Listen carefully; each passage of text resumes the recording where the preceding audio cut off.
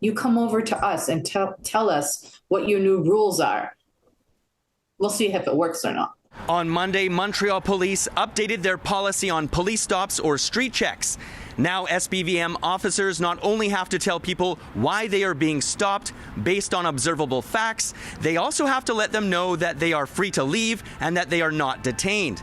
This new policy is being met with skepticism by some because of how it will actually be implemented. It depends a lot on how that information will be communicated to the citizen who is stopped. Foniemi, executive director of CRAR, says that how this new information will be clearly communicated to people of color, people with intellectual disabilities, or new immigrants without escalating the situation into something worse could be a challenge. It's not guaranteed that a police officer will tell an ordinary citizen of this information because it's, it depends a lot on, as I mentioned earlier, how the police officer is trained.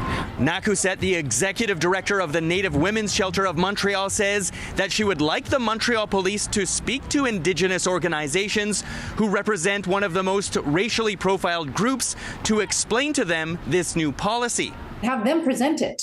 Hey, guess what? We're changing our ways. Now when we stop you, this is how it's going to look. And that way they're actually sharing what the new policy is so that we are all informed.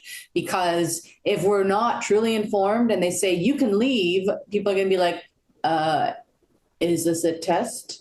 Am I going to move and then you're going to shoot me? Ricardo Lamour, a Montreal community organizer and human rights defender, is critical of the SPVM's new policy and that it was announced the day after the 5th anniversary of George Floyd's murder. This policy is not only overdue, it's late, it's timid, it hijacks the 5th year since George Floyd's murder. So I think that the police forces have always been very sophisticated in regards to communication. They've chosen the date to relay some form of message. Ted Rutland, a Concordia University professor who researches violence in policing, says that rather than introducing this new policy, Montreal police should have instead abolished police stops or street checks because they contribute to racial profiling by disproportionately targeting Black, Indigenous, and Arab people. The police should just eliminate street checks. They contribute to racial profiling, they contribute nothing to public security, and they violate people's constitutional rights. Simple. In Montreal, Gareth Madoc-Jones, City News.